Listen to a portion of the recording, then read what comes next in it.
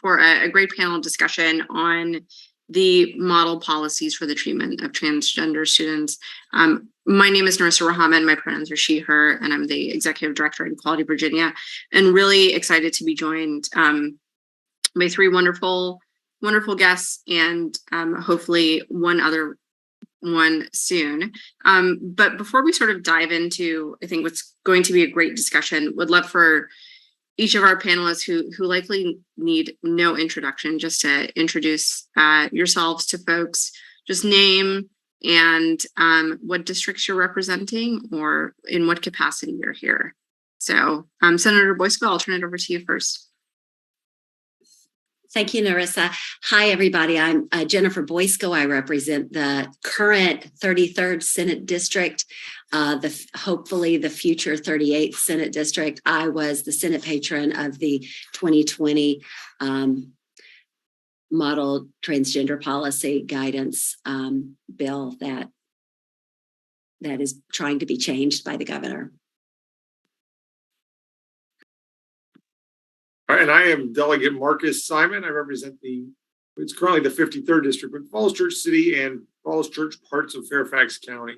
And I introduced HB 145, which was the House companion to Senator Boysko's bill, which directed the Department of Education to come up with model policies, but not just any model policies. And we'll get into this more in the introduction, but policies that were supposed to be helpful and affirming and make schools more welcoming for trans kids. And so we'll talk about how this new policy doesn't really meet the legal definition, but that's what I'm here to talk about. And I'm a he, him.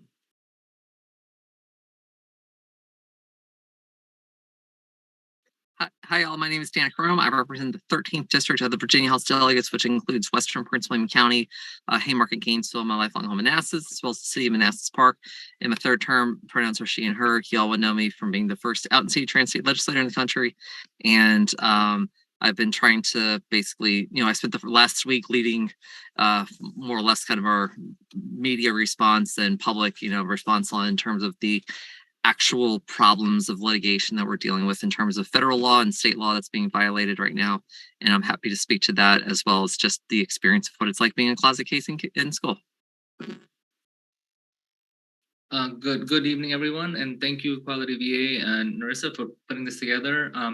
Delegate Rome's constituent, Atif Karni. I also served as Secretary of Education under Governor Northam's administration. So while the policies were being developed based on the legislation that Senator Boysko and Delegate Simon championed, the Department of Education is one of my state agencies, so I was intimately involved in crafting the policy and then making sure that it would get passed down to school boards for review and adoption. So that's how I'm familiar with the policy itself. Thank you for putting this together again. Yeah, great. And thank you all so much for diving in and speaking on this really important issue. I'll start with you, former Secretary of Education. Can you just get folks up to speed? I know this has been all over national headlines, local headlines, state headlines. Just sort of what has happened since that Friday, September 16th, when the governor and Department of Education handed down their draft policy. Can you explain to folks sort of where we are in this moment, what has happened, and, in sort of what capacity the Department of Education serves in this role and in this process? So the Department of Education is a state agency. It has oversight over the 132 public school divisions.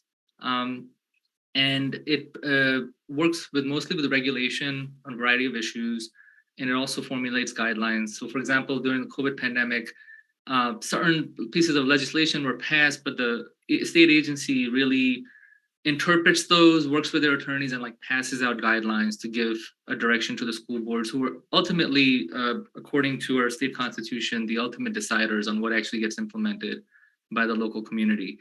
So in this case of the 2021 model policies that were passed, that were pushed down last year as guidelines, they were done upon the direction of state law that was passed, that Delegate Simon and Senator Boysko championed and Governor Northam signed into law, that directed the agency to develop.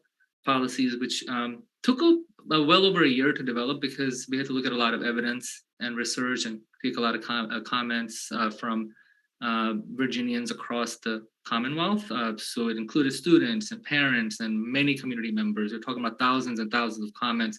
A lot of experts weighed in from all different sectors of society, and a robust set of policies were put together and then sent as guidelines to the 132 school divisions. About 10% of the school divisions adopted the policies as is. Some did some form of it, and then many still are in the midst of debating that. Then recently, of course, on September 16th, the policies were pulled back in a new version, the 2022 policies Governor Youngkin put out.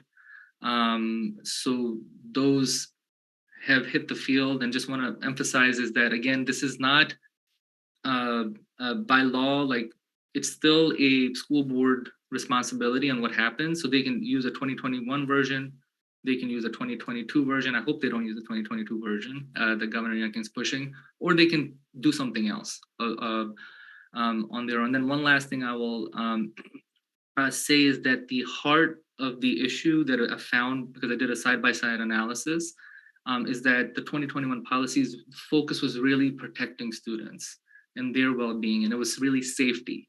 In this instance, the focus with the Governor Youngkin's 2022 policies, it's really about, I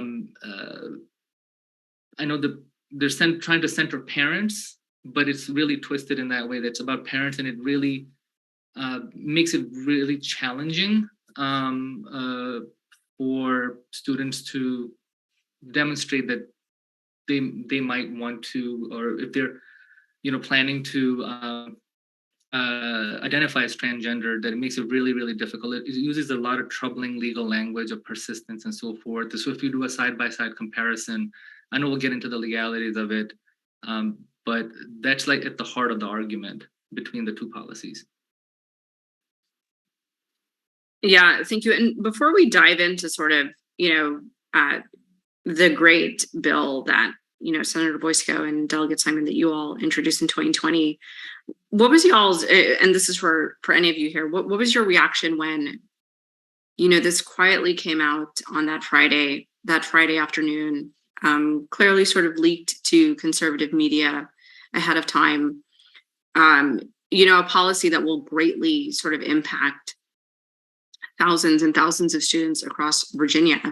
What was your reaction for this to be sort of quietly handed out as, kids are heading home for the weekend? I would love to hear your reaction. Well, I think, Narissa, that whenever an administration wants to bury a story, they release it on Friday and hope that nobody notices. In my mind, this was done to be a political statement so that the governor, who we know is likely aspiring to be the president of the United States in the next election cycle, is trying to outright folks like, DeSantis. And it's as we will get into the conversation, it's confusing. It's not consistent throughout. So I'm trying to figure out what his motivation was beyond just trying to get some political points. And as you said, it's going to hurt kids. We really focused hard on being child-centric, making sure that we were putting the child front and center. And clearly this undoes that. So I feel very cynical about what he did and the way he did it. So I remember Friday afternoon, I got a text about it, and I was on text string with Senator Boysko. And so my first reaction was to actually click through, and I was on my phone trying to squint and enlarge and whatnot to try and read it, because sort of, I guess, just like these different stages. Initially, it's sort of denial, right? Like maybe it won't be that bad, because I remembered that in the legislation we'd established certain guardrails, right? The legislation had 8 very specific topic areas that were supposed to be addressed and needed to be evidence-based and best practices. So I'm like, how much could they have messed with it? And then when I started, the first thing that jumped out at me was in particular the emphasis on this odd reading of the First Amendment and religious freedom that was going to give students and teachers, by the way, anyone in the school First Amendment right to dead name or misgender trans students, which is totally undoes the entire purpose of the legislation. So I was ready to call it illegal from the jump. I think some of y'all would have told me that just say ill-advised or something else. I think we've heard from the legal experts, the real experts on this, that I was probably right with that initial reaction. But very disappointing, and I say not surprising, but a little surprising that just the absolute disregard for the plain language of the statute. It made me, and that's why I sort of arrived at the same conclusion that Senator Boysko had. This isn't really about an enforceable policy. Adams gives them the best, I've looked at both sides and here's where the difference is. But to me, it's about continuing to get a certain segment of their electoral base, not let them settle down. People that were mad about the pandemic and for various reasons upset with schools and school systems generally. And I think they just want to keep them stoked up. And so anyway, that's been my initial reaction to it.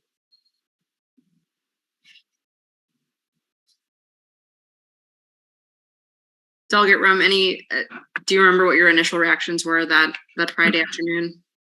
That Friday afternoon, so actually I didn't find out about it until late Friday night.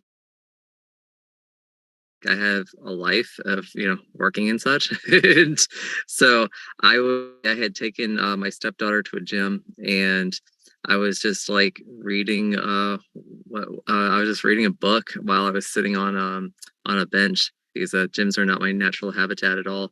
And I see my phone starts like just lighting up from our quality caucus. And I look down, keep in mind, it's like 10:30 at night. And I was just like, oh, you have to be kidding. You have got to be kidding.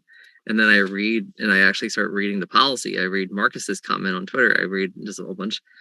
And I'm just like, really, are you serious? On Friday of all days, just to start with, and Friday News Dump. I was a newspaper reporter for 10 and a half years. News Dump Friday is a thing.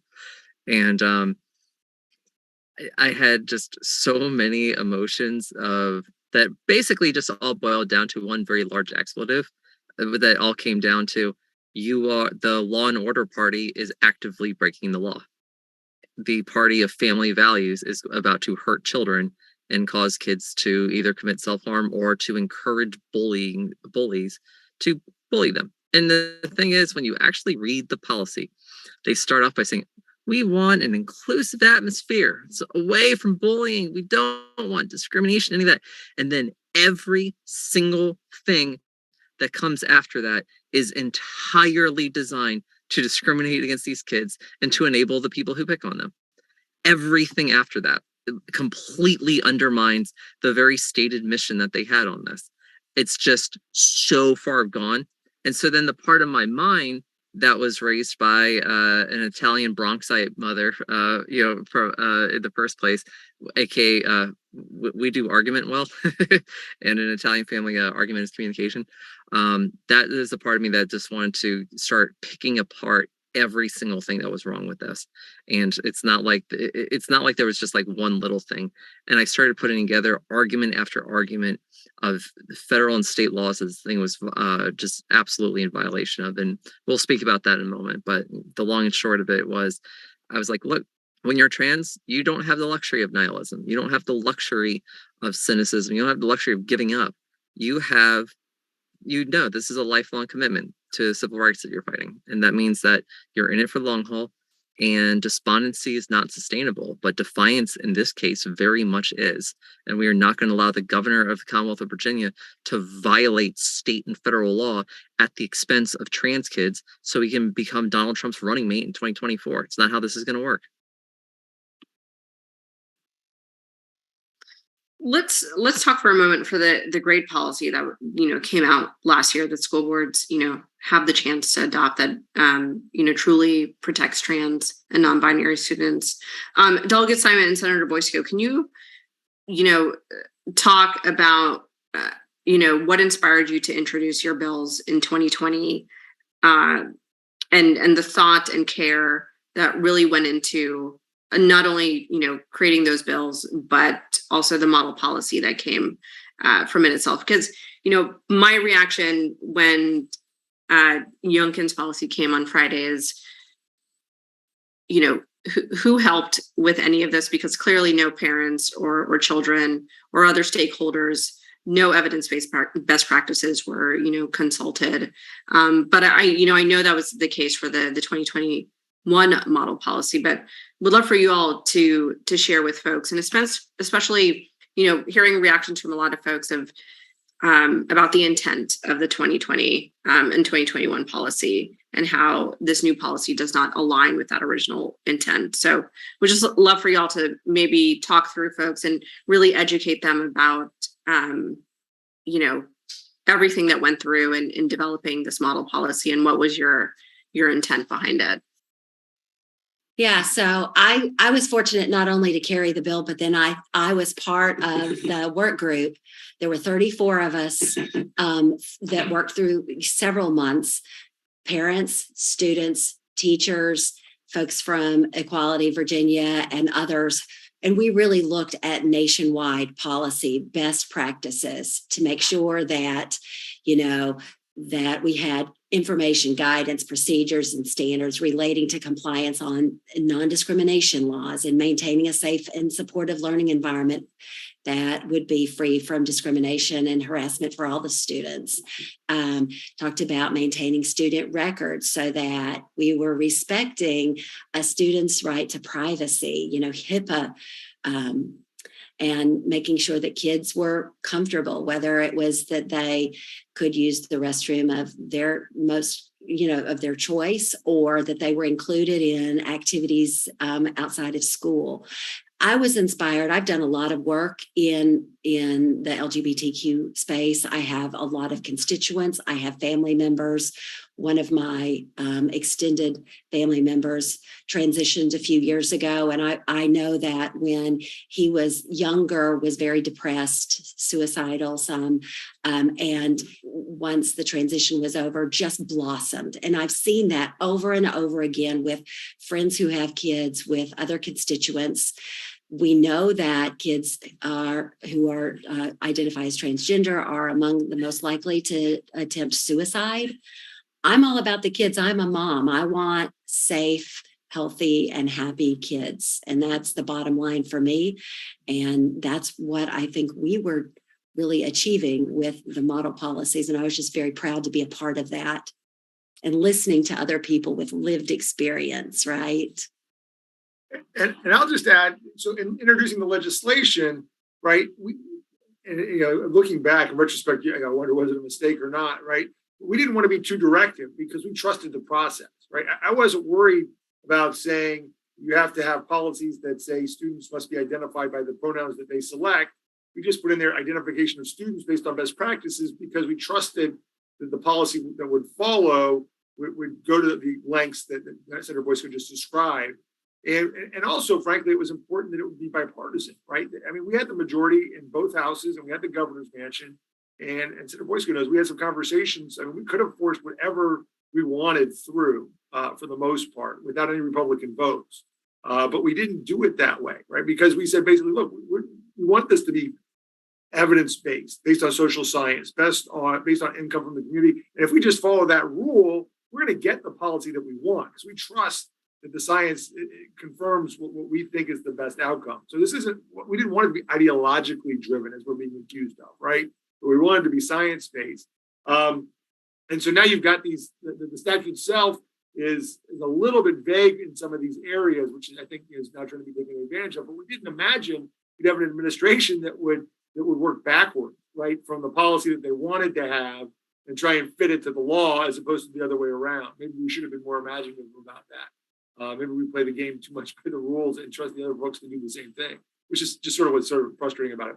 But the intent was to do a policy that was going to be based on social science that would get the outcome that I think we wanted, but we didn't enter saying these are the policies that we want every school board to be able to introduce. And it worked to the extent that we had, bipartisan, over 60 votes, I think, in the House. We had good bipartisan buy-in. And remember, this is also against the context where the Gavin Grimm case had just been decided. We had a teacher in West Point who was deliberately misgendering students in his classroom, and school boards didn't feel equipped to handle some of these controversies. So this was, and there were some folks that argued that school boards didn't have the authority to introduce policies without some express permission from the General Assembly. So this was designed to get some uniformity to help be helpful to school boards, helpful to administrators, give them the tools they needed to create an environment that was going to be supportive and great for all students, but especially trans students. That was what we were thinking as we introduced. Yeah, and I think that's such an important point to hit on, that, what you all helped sort of create and develop are really guidelines for teachers, administrators, other school personnel on how best to create safe and inclusive learning environments for their students. Senator, you touched upon, the mental health impact of, trans and non-binary students go through when they experience harm and bullying. And, we know also from research from the Trevor Project, as we see sort of this wave of, anti-trans legislation around the country, the simple introduction and, existence of these policies, very similar to Governor Youngkin's policy, 85% of trans and non-binary youth, which is, and 2/3 of all LGBTQ youth, say that just these recent debates around anti-trans bills have negatively impacted their mental health. And so I think it's really important that we call into the space that just the governor's decision to do this, Virginia Department of Education's decision to do this, regardless of what might be in the policy, is already having an impact on youth.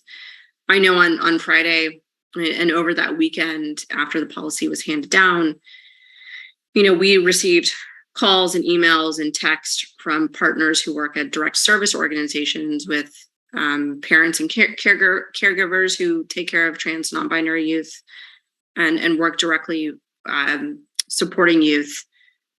Can I go to school on Monday? And that's a real thing where trans and non-binary youth are spending so much of their time at school. Sometimes it's the safest space they feel, especially if they have not had conversations with their parents about their gender identity, to then have that safety taken away from them, both in, the actual space and learning environment, but also their interactions with their teachers who they trust. And so I would love for us to talk for, a moment about the 2022 policy and what it could mean for students and how parents are actually involved in this. And does this include, supportive parents of LGBTQ youth? Is the governor also including those folks in, in this consideration? So, if a parent of a non-binary youth says, yes, you can use my student's chosen name and preferred pronouns, is that going to be respected, or, do their rights already matter? Atif and, anyone here would love for you all to just share, your thoughts on the policy, its potential harm for students. And I think also potential harm for teachers, of really putting them in a position to not be seen as, trusted adults in our students' lives. The great thing about the 2021 Model C is that it gave guidelines and guideposts for teachers and administrators to create these learning environments so that they could truly focus on their job to be teachers, to teach things like science, math, history, and all of that. And my fear is that by removing all of it and actually rolling back protections for students and guidelines for teachers, we're now, putting them sort of in a political ping pong of how do they do their job and support their students. So, let's talk about the policy. What was y'all's, initial reactions? There's a lot of things in it. There's forced outing. There's, intentional misgendering and dead naming. There's so much more. Would love to get everyone's thoughts. And Delegate Rome, please go first. Yeah. All right. So let me take the first stab at this because there's a lot, and then I'll ask my colleagues and the former secretary to please add in on top of this as well. So where to begin? The existing precedent in the Virginia General Assembly, in the House of Delegates, is that the Republican Party is supposed to be against what the governor's doing. This is why. And on January 19th, 2017, my predecessor, former Delegate Bob Marshall, who was elected 13 times over 26 years before I unseated him in 2017, had introduced HB 1612, which was called the Physical Privacy Act. A lot of what the governor is trying to do now was included in this bill. The Republicans at the time had a 66 to 34 majority, just under a 2-to-1 majority in the House of Delegates. They had a 6-to-2 majority on the number 4 subcommittee of the General Laws Committee, which is where this bill went. That bill died by the Republicans' hand because it was too extreme. This bill, along with forcing trans kids to not be able to use the correct restroom, was also going to force principals to have to out trans students to their parents, just like what the governor wants to do now.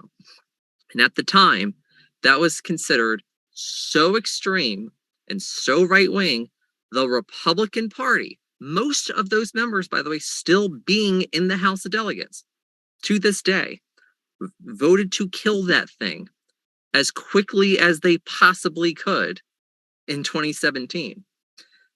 In fact, there are only 3 members of the entire House of Delegates left today who were actually co-patrons on that bill. Delegates Ferris, Freitas, and LaRock. Now, that's the first thing. Number 2, the Republican Party's precedent regarding the athletics part on this is that when Senator Bill Stanley introduced a bill in 2018 that would have required the VHSL, Virginia High School League, to have to recognize or to have to host a state championship level competition for robotics. This bill passed the Senate and it died with 80 votes against it on the House floor. And because it was after crossover, the debate for this was on 3rd reading. And here's the thing, going into that debate and vote that day on 3rd reading, I had promised my student constituents at Osborne Park High School in Manassas that I was going to vote for this. Because I was like, hey, happy to support you all, happy to support the robotics program. Of course, I want to do whatever I can to be supportive of my student constituents. I didn't think twice of it. Well, turns out at the time, the Education Committee chairman in the House was Delegate Steve Landis. And he stands up on the House floor against a Republican bill and decries its unconstitutionality because it would be the legislature dictating the rules of admission to a privately run organization that is not a government entity. In short, the government doesn't have the authority to tell the VHSL what to do about who's allowed to play what sports within the VHSL. That's for the VHSL to deal with. Next, Delegate Simon and Senator Boysko specifically excluded athletics in their bill because of that debate we had in 2018 saying it was not constitutional for us to be able to do that. They didn't want the model guidelines that were coming in from VDOE to run afoul of the law. So, what is Glenn Youngkin doing? Not caring about what's actually written in the law, what the Republican precedent is, both in the General Law sub number 4, when it died, when HB 1612 died, and when Senator Stanley's bill died in 2018. He's ignoring the Republican arguments there. And then there's one other Republican argument he is also ignoring. In this policy, he wants all school boards to adopt these model guidelines. Well, the precedent established by the 9 school boards that rejected it outright, the scores of others that refused to adopt this, is that by the governor's own admission and his consent to their action, the governor himself is treating this policy as optional at best. In their case, their version of best. Whereas I would argue that it is a blatant violation of Article 8, Section 7 of the Constitution of Virginia, which I spent a lot of time dealing with between 2016 and 2017 when I spent 16 months advocating for Prince William County to include sexual orientation, gender identity in its non-discrimination policy 060 for its school board, which we finally got done on a 5-3 vote in June of 2017, right after I had won my primary, actually. So the school boards have that authority. The governor does not. The governor, on 3 occasions here, I've identified where Republican established precedent flies directly in the face of what the governor is doing. Now, here's the next part. This bill or this policy, this draft, specifically states on the restroom part that, well, they are to use the restrooms based on the sex or sign at birth, except as mentioned in federal law in Grimm versus Gloucester County School Board.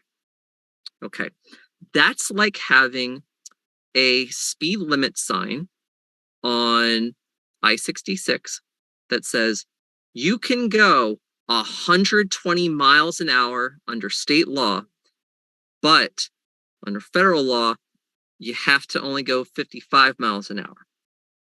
Okay, it doesn't make sense. It doesn't work. It's not a thing. You can't do that. This is not optional. This is not something where you can go like, oh, well, maybe. No, there's no argument.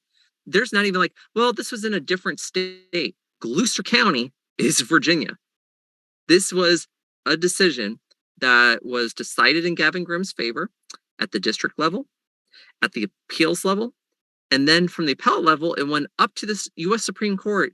The Supreme Court did not decline to hear it, sent it back to the appeals court, and guess what happened? Gavin Grimm won. Full stop. Gavin Grimm won. Next, another court precedent on this. When Fairfax County wanted to include sexual orientation, gender identity in its school's non-discrimination policy in 2015, they were challenged by the Liberty Council and all these other groups that were really upset with what Fairfax County wanted to do. Guess what happened? When that bill went, or when that policy challenge went to the state Supreme Court, the state Supreme Court denied standing for the client of the Liberty Council in the first place because no actual harm had befallen that student. And the idea that someone doesn't like being around trans people and gets nervous around trans people does not equate actual harm in this case. And the next thing they're trying to base it on, what happened in Loudoun County?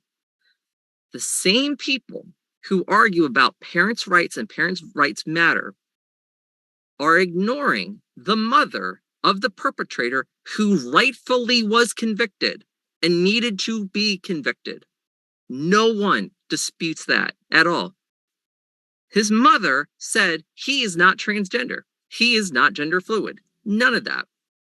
So they took a case where a boy sexually assaulted two girls. We know that. And there has to be consequences. You have to prohibit that. But it was not done by a trans student, number one. And number two, as all this happened, it was not because of a policy that was meant to include trans kids being abused. That is also not what happened in this case. And you can actually go read the court files and all the rest of that and all the other sort of things that there was a lot going on there. Long story short. So we know based on precedent, based on federal law, based on state law, and we haven't even gotten into Title IX yet. We haven't even gotten to all the other things yet. That what the governor has put on the table is a political document. It is not well-rounded governing policy. Then there is the argument from his administration they have been making, which is, it is clear that the opponents of this did not read the policy because clearly we respect the parents of trans kids who say, like, okay, well, we'll give you permission, you can do this, blah, blah. That parent can give permission for their child to be treated well and still have their child dead named and misgendered in school because someone else feels like it.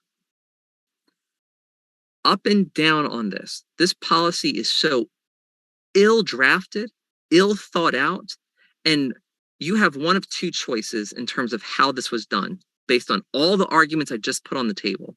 Number one, this was either done with extreme negligence because they're trying to point to one part of the Code of Virginia that says that, well, parents have to save their children's education while ignoring Section B, Paragraph 1 of the Virginia Human Rights Act that we amended in 2020 with HB 1049 that explicitly states that it's the policy of the Commonwealth to prohibit unlawful discrimination because of gender identity in public accommodations, including educational institutions.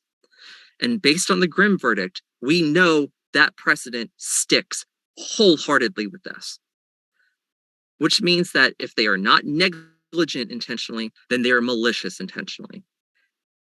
I don't know which you would prefer. the governor of the Commonwealth of Virginia acting in negligence or the governor of the Commonwealth of Virginia acting with malicious intent.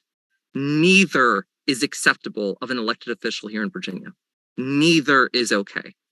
And that is the sole, and that is the core of the argument that I'm making here. Regardless of whether someone agrees or disagrees with the merits or lack thereof of what the governor's policy is, the governor is breaking the law.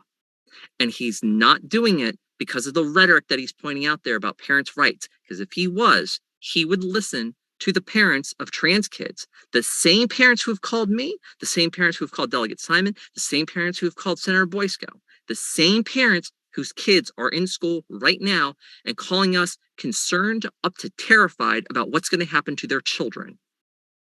If he gave a damn about parents' voices, he would listen to those parents and those children who have lived experience. And what did they do? And what was the rhetoric that we heard Republicans use yesterday? Oh, these kids walking out, they just want an excuse to skip school. They'll do anything to get out of class. How insulting to these kids. How just, my God, when we saw what happened in district after district, we're talking about a civil rights issue. And by the way, you know what we voted for in Virginia? We voted for Virginia to be represented in Statutory Hall in Congress by the bust of Barbara Johns. What louder signal do we need to send about the importance of student activism than to have the ultimate student activist whose walkout of her school to protest the conditions at her Black school in the segregated South compared to a white school was that later rolled into the Brown versus Board of Education decision? What better precedent do we have to send that student voices matter and that we're not going to insult those students and the parents who raised them and the teachers who are teaching them because they walked out to protest injustice to their classmates and to themselves?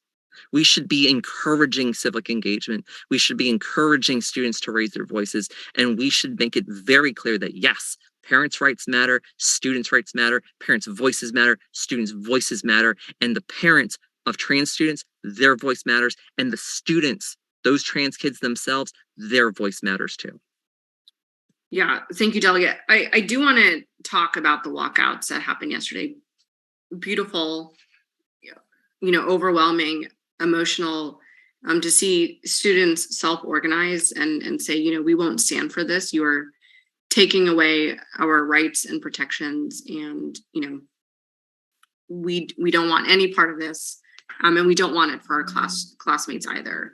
I know that after this display of outrage by a lot of Virginia K through 12 students, the governor still said that he is moving forward with the policies and will not rescind them. This was a direct ask from a lot of these students, what they were chanting, and their ask to the governor and Department of Education is to revoke your policies. We don't want this. What is your reaction to the governor saying that, hey, this policy is for the best interest of students, and then not listening to the students who are directly protesting it? I would like to weigh in there because one thing we have to realize is that whether it's the policies in this situation or other things, Danica, Delegate Rome talked about Barbara Johns. We had this ultimate student activist from Virginia that led to the landmark decision of Brown versus Board of Ed. But in reaction to that, Virginia is also the place where we saw massive resistance. So the governor, we can't forget that he led in his campaign with this campaign rhetoric of really hateful, bigoted campaign about CRT, about attacking trans students, history curriculum, banning books, and so forth. These are all connected. So he is leading this new massive resistance. So 12,000 plus students expressed themselves and exercised their First Amendment rights. And the governor's reaction on Fox News was that, hey, he doesn't care, right? Not going to change anything. Over 30,000 comments have been submitted overwhelmingly against the 2022 policy. So I think the next course of action, just looking at our history, is to really look at the 2022 model policies and provide a legal challenge. Because if you look at it, there's two problematic things in the policies that Delegate Rome touched on. There's a phrase in there that says the transgender students shall mean a public school student whose parent has requested in writing due to their child's persistent and sincere belief that his or her gender differs with his or her sex, that their child be so identified while at school. Who is in charge of determining what is persistent? Do we really want to leave that up to the school principal or the school board member and maybe not honoring even the parent's request? The governor talks about parental involvement, but who really determines persistence? I mean, that's a fundamental problem with this policy. And then later on, it also talks about First Amendment and forbidding government actors to require individuals to adhere to certain ideological beliefs. Specifically says about preferred pronouns that somebody could have ideological beliefs that they don't want to use preferred pronouns that a child wants to use. Again, this twisting of religious beliefs and imposing that in a public setting, again, legal violations, not only is a moral problem, but it's also a legal problem. So I think that the next course of action is really a legal course of action, that I don't think it should be left up to individual families, but I think collectively, organizations and coalitions need to come together, work with the legislative champions to really think on how to, because I don't think this governor is just going to change his mind and revert back. I think there has to be significant legal action, and history tells us that legal action was really needed to move the needle forward significantly. So that's what my advice would be. I was going to answer somebody asked a question about this, as Danica pointed out, with the reference to the Grimm case.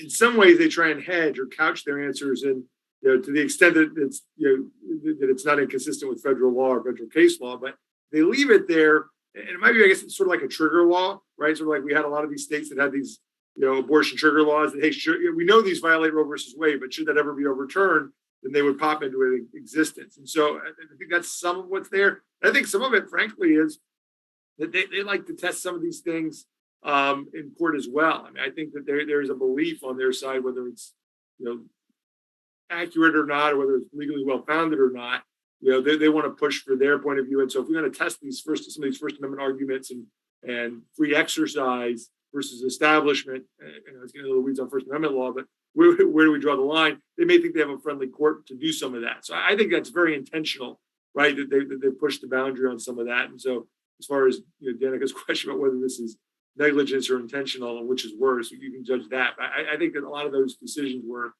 intentional. But I think that we'll win those legal arguments. I think we'll I think precedent's on our side, even with Gorsuch. On the Supreme Court, he's had some surprising rulings on these, but it's also the right thing to do. So I hope there'll be a legal challenge. It'd be interesting to see, on whether or not school boards adopt these things or not. I think that launching a quick and swift legal challenge may chill some of these smaller jurisdictions from adopting the 2022 policies, because it's going to be expensive to defend them. It's awful. I think these school systems ought to be spending their money in the classroom on teachers, on curriculum, on their crumbling infrastructure, and not on legal bills defending legally questionable, immoral trans policies. But I think it's going to be really important that we file some suits and get the ball rolling, and do have some sort of chilling effect on some of these smaller school boards adopting the 2022 policies, which I think are very legally problematic.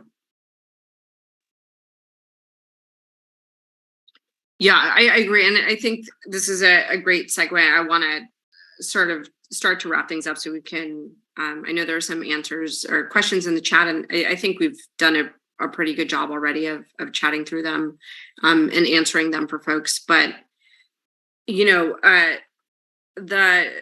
two things, the state superintendent has said, Atif, you mentioned 30,000 comments, over 30,000 comments in, we're not even through the third day yet. The 2021 model policy, I think, received 9,000 in total. So over 3 times the number of comments, overwhelmingly in opposition. And I know the secretary said, superintendent said today that, this is not a Twitter poll. They're not going to see who has more. And they're really only going to be looking at sort of comments that are challenging the legality of it. Atif, we had a number of questions today. Equality of Virginia is hosting twice weekly public comment trainings to give folks the tools and resources and talking points they need to submit a comment. Folks are saying, should I write a public comment that it is challenging the legality of it? Should I tell my personal story, which, they're the expert of their own personal story? Is the Department of Education going to just dismiss these public comments that speak to the direct harm the policy would cause students, or are they truly only looking at the comments that are submitted challenging the legality of it? So I want to comment on this briefly. To that person who was asking, should you share your story, and will the Department of Education care about your story under this administration? The first answer is yes, you should share your story, and I'll elaborate on that in a second. Will the Department of Education care about your story, care about your comment? No, they will not. This entire town hall thing is a complete charade for them, okay? What it does matter is our messaging on this, our counter. We have to have an alternative to what they're doing. Now, our alternative, we already passed in 2020. It's the current existing model policy, by the way. But what they are trying to do, we have to have a message that goes against that.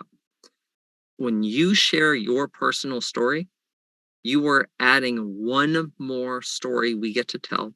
You are adding one more case. You are giving us one more example and one more statistic, even though I want your stories to be humanized. I don't want them to just see me as data points, but you are giving us another statistic in this case for people who have spoken out, why they're spoken out, and you give us ideas about things that we can raise when we are making the case, whether it's going to be in court, whether it's going to be in the General Assembly, or wherever it is. I want you all to know this. Come January, you will very much expect, and rightfully so, Senator Boysko, Delegate Simon, myself, and some of our colleagues will be speaking loudly on the floors of the Senate and the House in vehement opposition to the governor breaking the law. The more of your stories that you share, the more you help us inform our arguments that we make. Because I can make every legal case in the world, but I can give my lived experience as a trans woman. I need your lived experience and how this affects you, how this affects your child. I need to know from you why this matters to you. And I'm not going to promise that I'm going to read 20,000, 30,000 comments, between now and January, but I will find some. I will find some to help strengthen my arguments, and my colleagues will help find some as well. Narissa is also going to be perusing a lot of these as well, as will many, many, many other organizations, groups, and other leaders. And so with that, please share your story, because you're going to help us win the message war that this is really about. This is about politics and Glenn Youngkin positioning himself to be Donald Trump's running mate in 2024. Okay, that's what this is about. This is an audition to be the next Mike Pence. The Mike Pence that Donald Trump, eventually turned on, as it was anyway, as if that's some sort of legacy that you want to have. But that's what he's trying to do. So remember that, but we need our stories so that we can take this as national as possible. And by the way, what those kids did yesterday picked up across the country. Governor having to respond back to them on Fox and Friends and his, little cocoon of happiness there.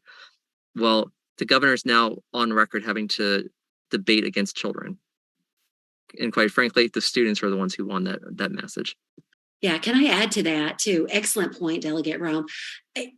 This is an election year. So not only should everybody be making comments on the town hall thing, but you also need to be reaching out to your legislators, your House of Delegate member, your senator, and making certain that they understand where you're standing, because there's going to be political pressure And you all are helping by using your voices to build the momentum. We've seen this in other states, in North Carolina with HB2.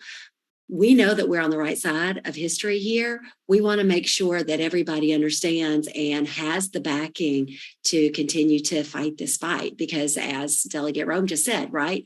Like, the governor is trying out to fight in the same circles with DeSantis, who we know who he is. So it's imperative that you use your voice. And I just want to say I was so proud of all the kids yesterday and the teachers who are strong and confident and willing to stand up for their colleague, their classmates as allies and as individuals. Just, I was heartened by that very beautiful statement yesterday, and we're going to be with you all. We're not going anywhere. Atif, public comment closes October 26th. The Department of Education says this quote unquote goes into effect on the 27th, though nothing will actually change. School boards can still adopt the 2021 policy. It will be up to them, all 133 school districts, to decide whether or not they're going to consider the governor's policy. I know we have half a dozen who have already said, we reject it. We won't be taking it up. Technically, Department of Education is supposed to consider the comments and make revisions to their proposed policy. Do you foresee that happening, given the sort of time frame they've shared with everyone, that public comment closes on a Wednesday and the policy goes into effect on a Thursday? Yeah, so I think, Nurse, that's a great question. And I think to Delegate Rome's point and Senator Boysko, and I think Delegate Simon touched on this too, is that the Department of Education probably will not change this version of 2022 policies, but this public pressure, we're taking this holistic 360 approach, right? You have the legal pressure, you have the public pressure, and so forth. The local school board members, and I'll use COVID as an example. We put out all kinds of guidelines during the midst of the pandemic from the Department of Education and working with our health experts at the state level. However, school boards did their own thing differently based on their community's needs. So if you have students demonstrating and families saying and it doesn't matter if it's an area that might be very conservative leaning or versus liberal leaning, but if those local community members are engaged in public comments at the state level and locally and demonstrating, hey, this is not right, those local school board members are most likely to listen to their constituents than appease the governor, because they have to live in those community and have to answer questions to those community members that they hang out with at the diners, they go to the parties, dinner parties with. These are their neighbors and friends and so forth. So this is why this is really important for people to speak up and tell their personal stories, be allies in really protecting students. This is a human rights issue, and keep that in mind. So to answer your question, I think it doesn't matter if the VDOE changes it or not. People can reject it at the local school board level. And ultimately, the governor will get the message. And it's my hope, I still try to remain hopeful that maybe he'll come to his senses. Maybe the Department of Education and this new leadership will come to their senses and roll back, take away 2022 policies and go back to the original 2021 policies. We always want to remain hopeful, but I think that just agree with the fellow panelists that keep the pressure on, be vocal about it, because that's what majority of the people believe. I think majority of the people want to do the right thing and protect our children. So it's really, really important. 100%. And, Equality Virginia over the next couple of weeks is going to be sort of really launching our campaign to contact school boards and making it easy for folks to let their school board members know their opposition to the policy, since that is where the fight will go. I know we're running up on time, but if we could just use the last 2 minutes, what words of encouragement and support do you have to, the trans and non-binary students out there who are being really put in the middle of this political attack and this political fight?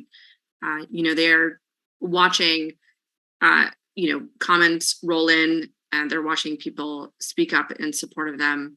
But would love for each of you to just, share a message of solidarity and support to these youth. So I'm unmuted, so I'll start. First, one brief quibble with, which goes to, I think, Otto's point. This was not a Friday night news dump. This was a leak. The governor's actually never issued a press release about this, right? And I think it's because he knows this is for, and we've all said this before, it's a national audience that he's trying to target with this particular action. And so I think that the people of Virginia are with you. I think that a majority of members of the House of Delegates and the General Assembly have voted with you.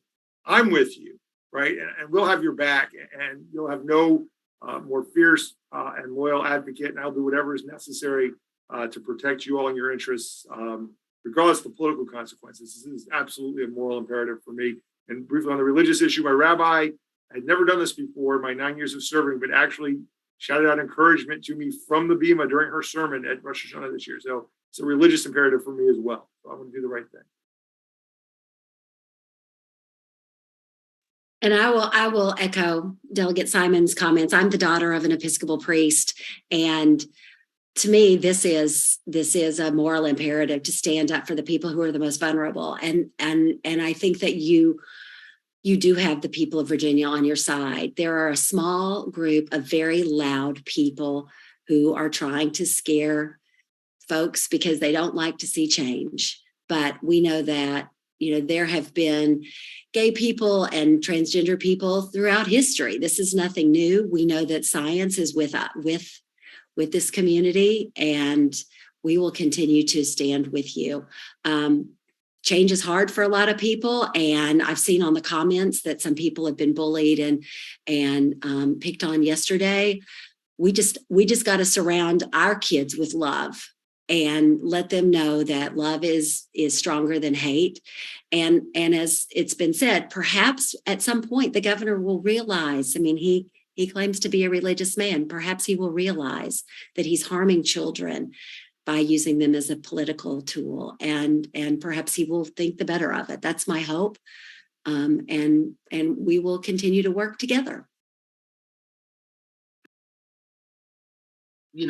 This panel is representative of many communities, the Jewish community, the Christian community. I'm Muslim. I'm very close to the Muslim community, and all the things I've learned about religion is that we love each other, we protect each other, we honor thy neighbors, and to our children in the LGBTQ plus community, specifically our trans youth, and having been a classroom teacher, and I think about the students that I've taught, and just we're thinking of you.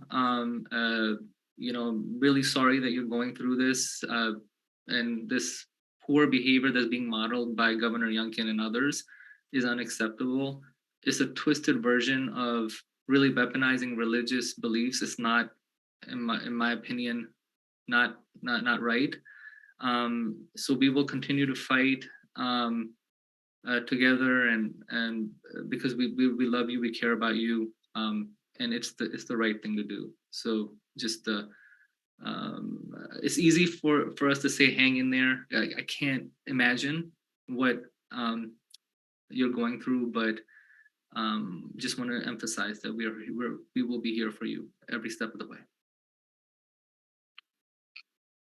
I know what it's like to cry yourself to sleep because you're trans and you don't have anyone to talk about it. I know what it's like to be scared to death that someone's going to find out. I know what it's like to tiptoe out of the closet and have a really, really good day when it happens, and then to have it really harshly thrown back at your face so that you want to stay closeted for another decade after, even when you try and you try and you try to come out over and over again. I know what it's like to do that in 13 years of Catholic school. I know what it's like to live that life when you're 17 and you're using sexuality as a stepping stone to get to gender identity, because it's just easier to explain to someone that maybe you're bi, and then from bi you can go to gay, and then from gay to trans, because some people just won't even begin to understand what you're going through. And the ultimate, if I can use an Aussie line right now, the ultimate sin here is that what the governor is actually doing get away from all the other rhetoric, get away from all the text that we've just been talking about for the last hour. He's making a case that trans kids aren't to be trusted and that they are not who their parents and their doctors say they are. When that is what we're up against, then we're up against someone with that authority. I want you to think of a few things. Number one, legislators can stick around for a long time in Virginia. Ask Ken Plum. Governors come and go. Governors come and go. 4 years. That's it. And we're already in the second semester of the first year. Okay. Governors come and go. And you'll still be here. I want you to still be here. I want you to be here, not because I'm the one telling you this, but because you feel it. Because you can't fight back if you're not here. But if you are here, then you do have that voice and you do have that resiliency and that perseverance and that persistence to be who you are, to be that well, and to be you better than anyone else ever could, because you're the only one who ever can, then you're going to be in a position to change not just your little part of Virginia, not just our region. You're going to change the world.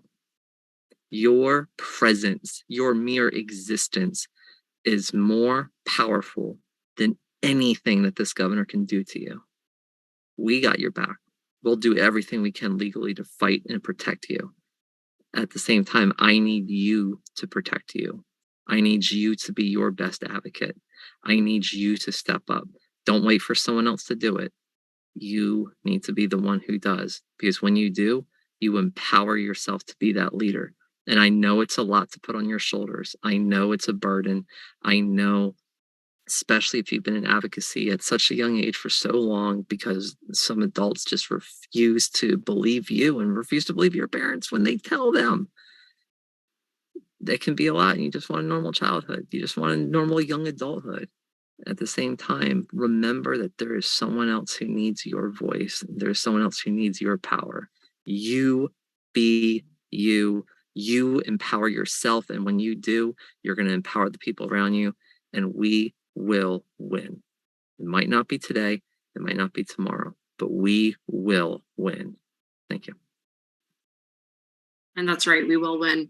And to the youth out there, Equality Virginia will always have your back, and we will always be there fighting alongside of you. And I know so many kids around the country saw what you did yesterday, and they are having hope for what they can do in their states if they're facing similar attacks. But we are the majority, and we will always be the majority, and we get to decide and be the reason for our liberation, not any governor or any politician. Though the ones on here are excellent. So but you, the youth, will be the source of our liberation, our collective liberation. So we're all in this together. Thank you to you all for having this great conversation